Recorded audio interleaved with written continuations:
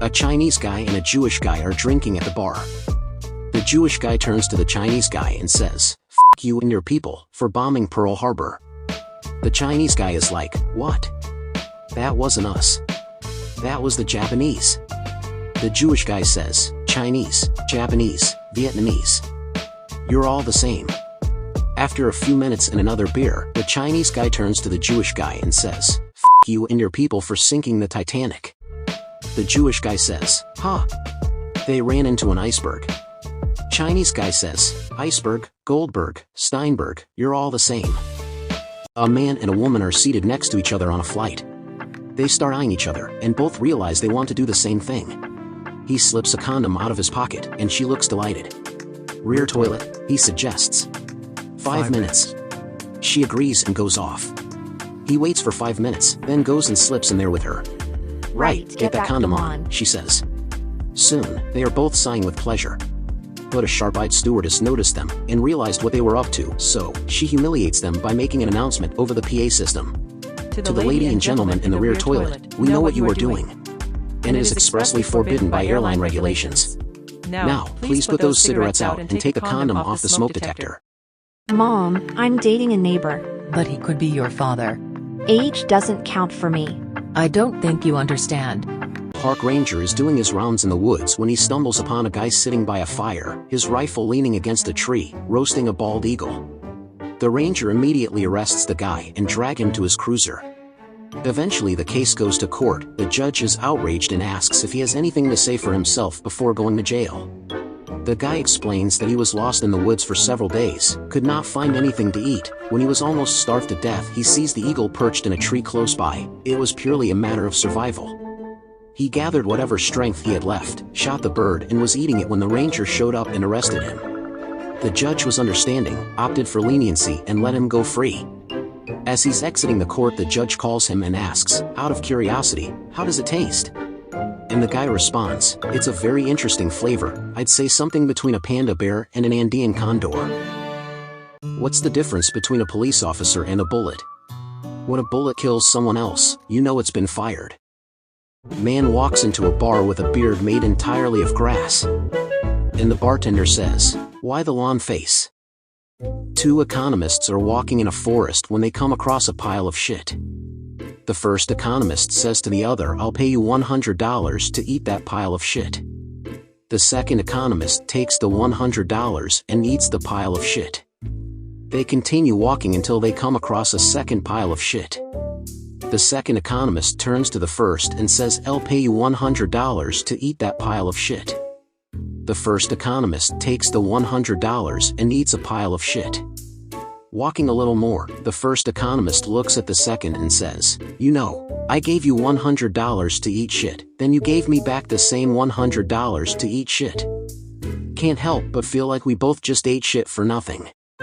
"That's not true," responded the second economist. "We increased the GDP by $200. A father went shopping with his 3-year-old son.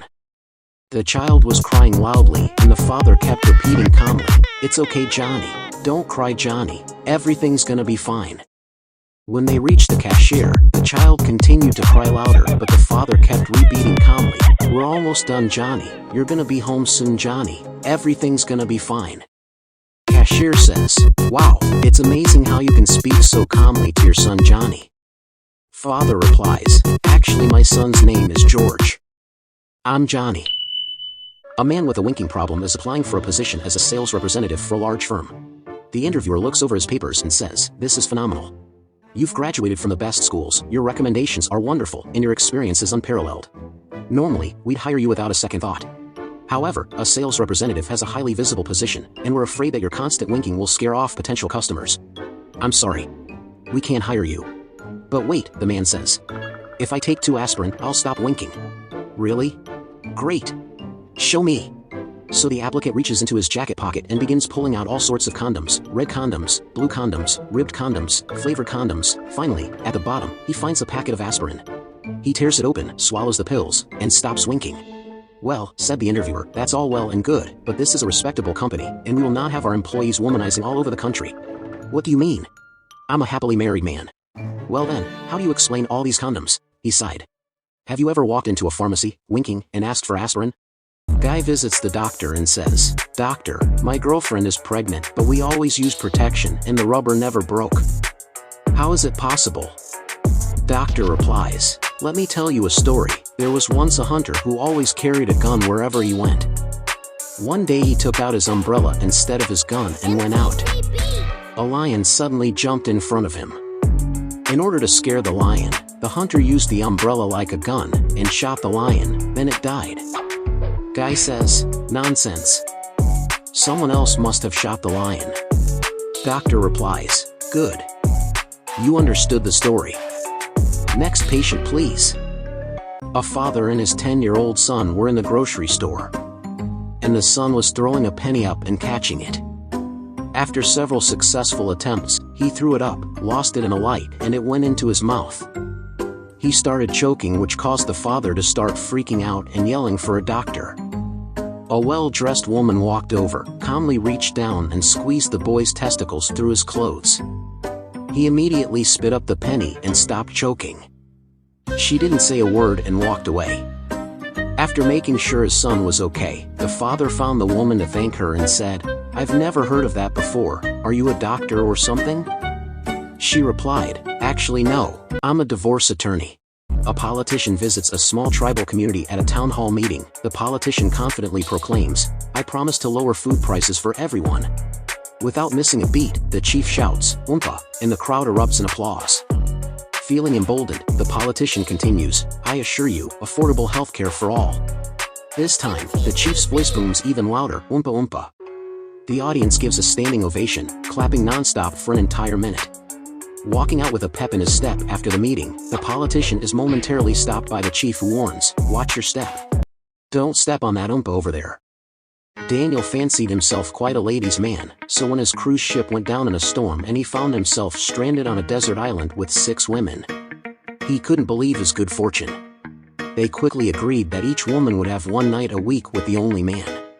Daniel threw himself into the arrangement with enthusiasm, working even on his day off, but as the weeks stretched into months he found himself looking forward to that day of rest, more and more eagerly. One afternoon he was sitting on the beach and wishing for some more men to share his duties when he caught sight of a man waving from a life raft that was bobbing on the waves. Daniel swam out, pulled the raft to shore, and did a little jig of happiness. "You can't believe how happy I am to see you," he cried. The new fellow eyed him up and down and said, "You're a sight for sore eyes too, you gorgeous thing." "Crap," sighed Daniel, "there go my Sundays." During the USSR regime, a communist governor is visiting one of the small towns in his district. The mayor of the town is excited to show the governor how dedicated his people are to the Communist Party.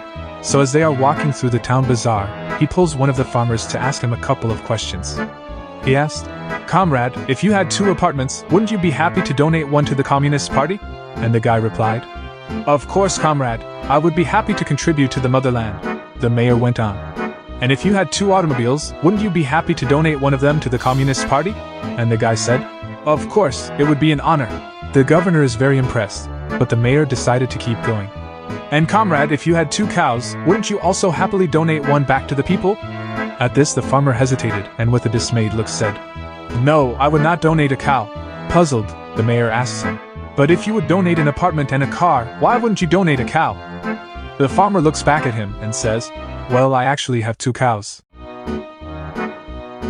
A woman comes home early and finds her husband in bed with a girl. She is furious, threatens to kill them both. The husband says, "Believe me, darling, this is just a misunderstanding.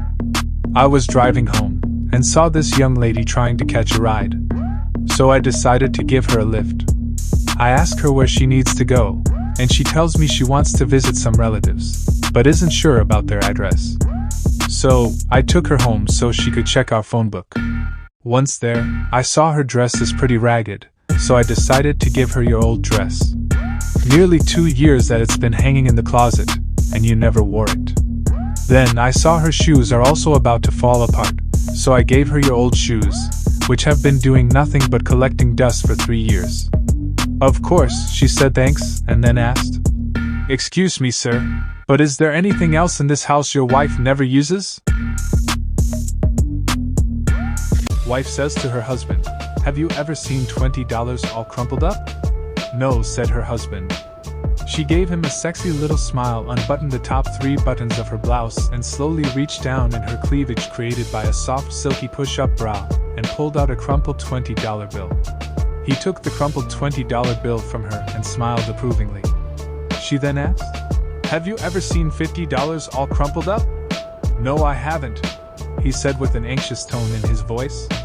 She gave him another sexy little smile, pulled up her skirt, seductively reached into her tight sheer panties and pulled out a crumpled $50 bill. He took the crumpled $50 bill and started breathing a little quicker with anticipation.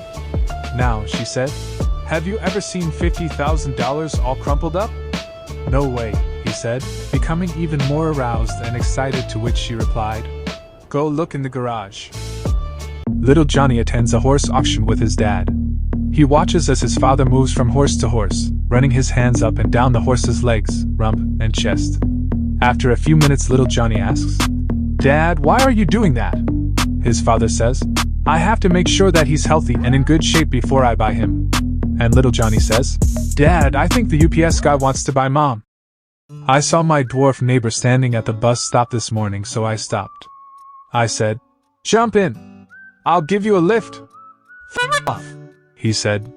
I thought to myself, what an ungrateful So I zipped up my backpack and kept walking home.